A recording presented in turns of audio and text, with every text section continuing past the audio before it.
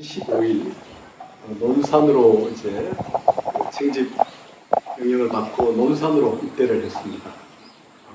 거기서 47일 동안 이제 훈련을 받고 11월 초로 한 10일 전으로 의정부 306 보충대로 왔습니다. 그래서 한 일주일 있다가 다시 28사단 자대 보충대로 한 여기 임정할게 구석기정치 거기로 와서 한 2주 있다가 다시 거기서 이제 28사단 지금 GOP 안에 있는 수색대로 갔습니다.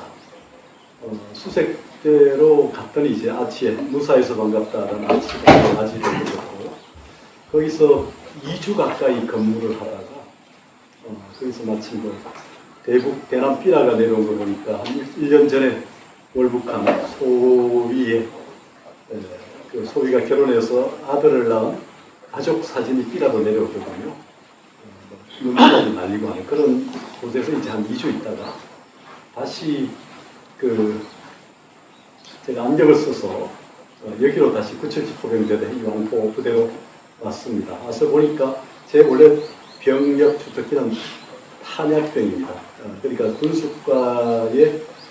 군수과 내에 이제 병기와 군수가 있는데 그 안에 병기과 서무계를 제가 맡으면서 18문 포문하고 포하고 이제 MG3부터 여러 총기들 또 포차 이런 모든 게 이제 제가 관리하는 그런 그러니까 저는 이제 주특기가 병기과 서무계였어요.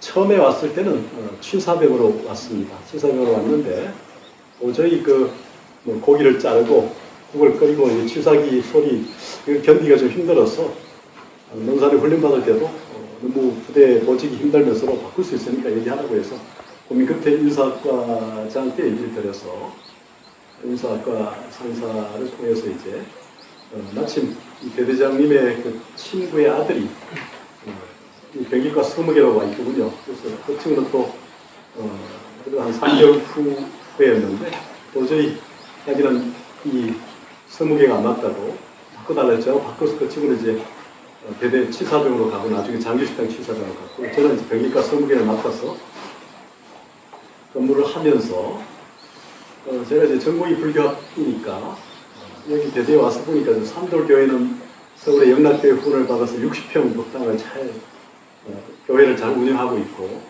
마침 그 군종병도 제 고성고등학교 후배였던 감신대 출신, 신학과 출신 재학 휴학했던 목사님 아들이고 해서 완전히 열애가 되고 종교행사가 보장되는데 불교는 법당이 없으니까 보장도 안 되고 이런 상황이었습니다. 그때 우리 대대 최영래 중령님 내외가 불자여서 당신들이 이제 불자로서 우리 사수였던 손성규 병장이 원래 삼산학교 출신으로 육군 소위 계급장을 받았지만 마지막 체력 검사에서 어깨가 기울어졌다고 해서 소위를 반납하고 6개월 병장으로 근무하면서 BOQ 장교들하고 교류하면서 머물고 있었어요. 이 사람 포항 사람으로 불자여서 역시 대대장 내외의 도움에 의해서 본부포대구의 김치탱크 창고 그 자리에 법당을 지으려고 기초를 좀 다져놨었는데 마치 부대장이 이임을 하게 돼가지고 법당을 짓지 못하고 떠나게 되니까 미안해서 저 위에 둘팔 낙사에 모셨던 관세음보살 석고사님을 모시고 떠나려고 하는 맥락에서 이렇게 지금 여기 리시 여기 작전상실 여기 그 교육장 있죠? 그 CP 옆에 거기에 이렇게 한 편, 요 정도 1m 정도의 단을 만들고 국상을 모시고 여다지문을 만들고 의자를 만들어서 법회를 거기서 했습니다.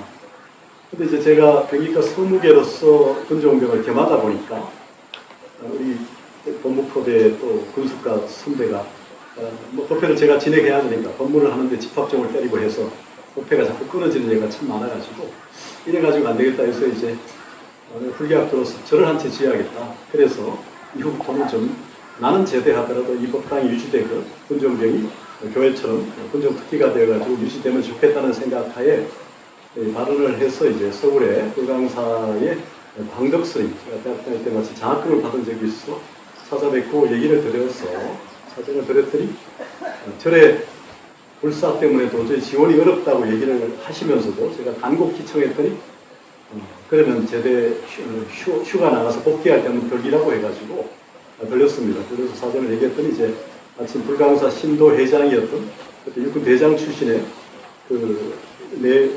여기 와서 이제 살폈어요.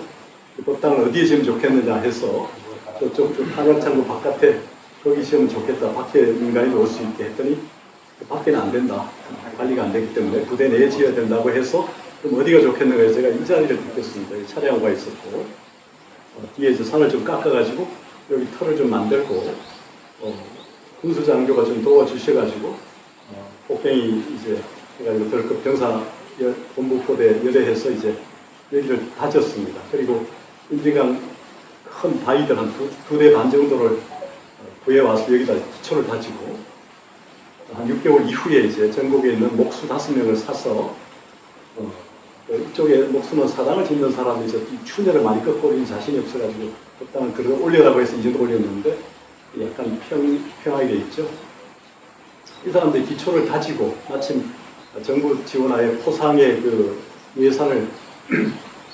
예산으로 포상을 대비하고 있을 때 여기 기본 골조 위에 7차 반 정도 포차로 시멘트로 들어가서 지금 튼튼하지 못하니 시멘트로 이렇게 골조를 만든 이후에 또 약간 겨울이 다 됐을 때 벽돌을 인진강 모래 시멘트 사가지고 나하고 함께 병사들이 벽돌을 찍은 벽입니다. 이 벽이. 그래서 벽돌을 찍은 벽을 가지고 이렇게 쌓고 그 다음 이제 기와를 올리는데 조성 기와를 올리려고 했지만 동사 주지선님은 여기가 동파가 되고 하니까 시멘트 기와를 올리지 않는데 제가 고집을 해서 이렇게 잘 지은 그 절에다가 시멘트 기와를 좀 안 올린다 해서 조성 기와를 올리겠다 해서 전국에 있는 기와 공장을 찾아가서 비용이 좀 많이 든다고 하는 바람에 좀 낡은 기와라고 여사장님한테 사정해서 6,600장을 기와공을 5명을 구해가지고 올렸습니다.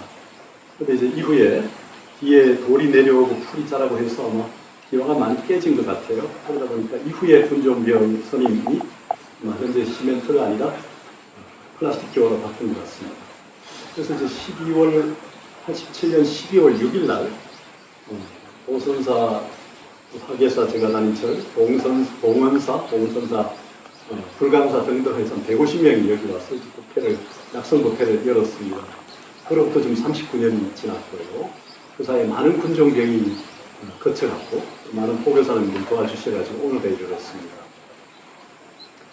제가 이제 여기서 근무하면서 느꼈던 것은 제 인생에서도 20대 초반이었죠.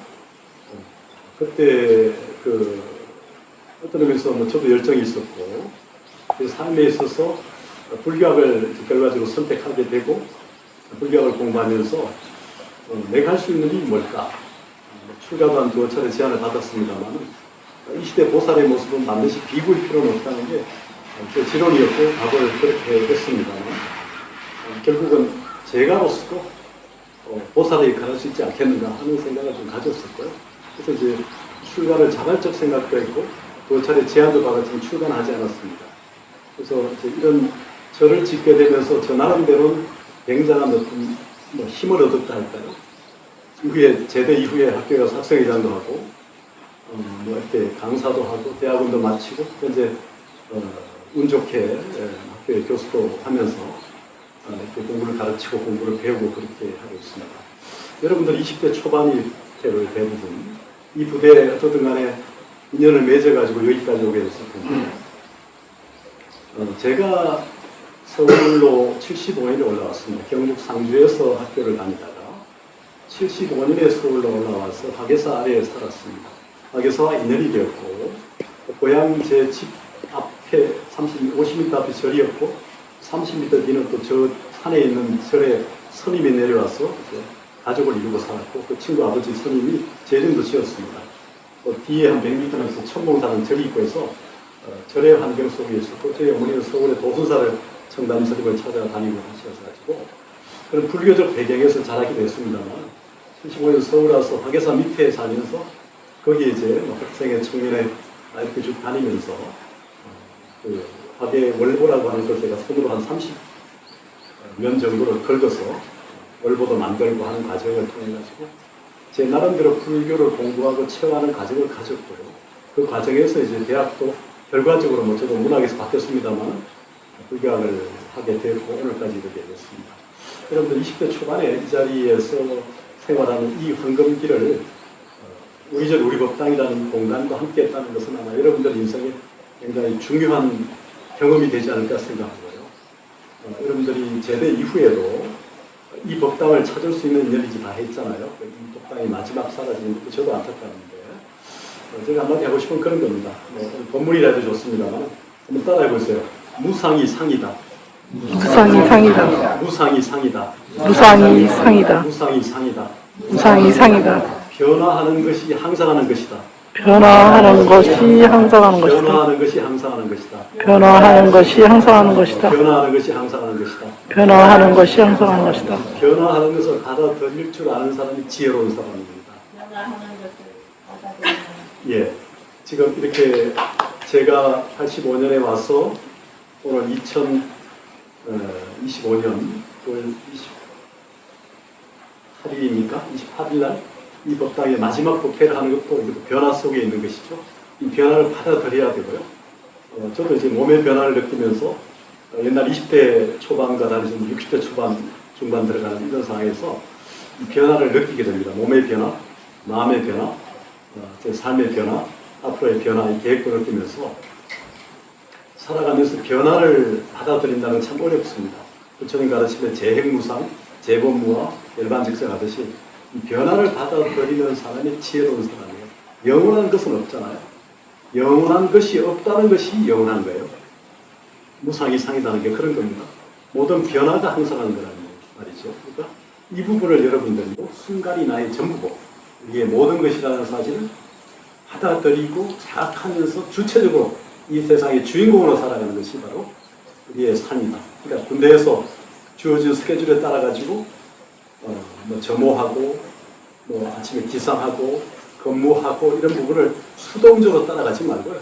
받아들이면서 그 안에서 내가 누리고 즐겁고 삶의 주인공이 되는 삶을 사는 것이 불제자, 불자로서의 삶이라는 생각입니다. 여러분들 아직 젊어서 그 부분을 자각하지 못할 수도 있지만 그것을 일찍 자각하는 사람이 불제자 아닙니까? 여러분들 많은 종교 중에 불교를 택했고 많은 기회 중에 이 자리에 와 있잖아요. 오늘 여러분 안 올 수도 있을지만 왔지 않습니까? 여러분 마일리지도 없다면서요 이제. 그죠? 오늘 마일리지 없다면서요? 아마 여기 피자가 여러분들을 대신할지 모르겠는데 마일리지 대신 마일리지 때문에 종교행사에 오고 안 오고 한다는 게 참 저는 굉장히 슬펐어요. 그 얘기 듣고 이 자발적으로 오게 됐던 것이 어떻게 마일리지 때문에 와야 되는가. 제일 중요해요. 이게 자유로운 삶을 사는 게 불교고 부처님도 영원한 대자유인데 이 마일리지에 붙들려가지고 이렇게 내 삶이 왔다 갔다 한다는 게 얼마나 불행한가 하는 생각이 듭니다. 여러분들 이제 마일리지도 없고 또 법당에도 올 수 있는 기회가 여기서는 없겠지만 부대에 옮기더라도 법당에 가서 이제는 마일리지 때문에 가지 말고 자발적으로 여러분들이 가서 내가 부처님 가르친 무상이 상이고 영원한 것이 없다는 것이 영원한 것이고 변화가 항상하는 것이다. 이런 생각을 내가 몸으로 체득하기 위해서 다른 법당을 찾아갔더라도 저에게 인사도 드리고 이런 위대한 가르침을 가르쳐준 부처님께 감사드린다는 삼배도 드리고 내 삶의 주인공으로 살 수 있게 해주신 그 진리를 일깨워주신 부처님께 감사드리고 내 삶을 주체적으로 영위하면 좋지 않을까. 저는 어떻든 간에 이 39년 전 이 자리에서 법당을 낙선하면서 물론 여기 온 거는 이제 85년도에 왔으니까요. 그러면서 이 자리 이 공간에서 그러면 지금 돌아보니까 한 40여 년 가장 행복했던 기간이 아니냐. 뭐 제 젊음에 가장 힘들었던 순간일 수도 있지만 이 법당을 이렇게 낙선함으로써 저는 힘을 얻었고 제 삶에 뭐 운이 좋게 교수가 됐다는 것도 이 법당을 지은 인연으로 교수가 된 게 아닌가 생각을 할 때 가끔 있어요. 교수 된다는 게 뭐 하늘의 별따기처럼 오는 게 아니라 하늘의 별대기처럼 어렵다는 얘기도 우리 은사 선생님이 하시던데 그런데 이 법당을 짓는 인연이 공덕이라기보다는 이 인연이 결국은 오늘의 저를 만든 게 아닌가 하는 생각이 들면서요. 여러분도 28사단 8205 부대, 977 왕포부대에서 젊음을 보낼 수 있다는 것. 이걸 아마 여러분들 인생에서도 굉장히 화양연화 가장 좋을 때였다는 생각을 해주기 바라고요. 여러분이 옮겨간 부대에서도 이 법당을 생각하면서 여러분들의 삶을 주체적으로, 능동적으로 잘 누려갔으면 좋겠습니다.